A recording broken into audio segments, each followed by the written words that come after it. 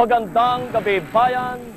Sa sunod-sunod na 4 na segment ng ating episode ngayong gabi, nakikiusap kami sa mga magulang o nakatatanda na samahan muna ang mga bata habang nanonood upang inyong maipaliwanag ang ilan sa mga kataga at mga video na aming ginamit.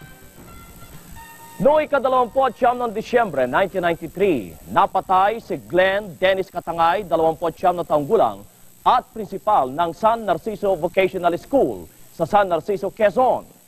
At ang karumal-dumal dito, ang biktima ay pinatulan pa ng ulo at mga kamay ng mga suspect. Ito ay sa pangunguna ni Virgilio Buban, Elias Bailon at si Marciano Espina at ang mastermind na si Fernando Valencia. Paano isinagawa ang karumal-dumal na krimen? Narito ang aming report. Sa isang liblib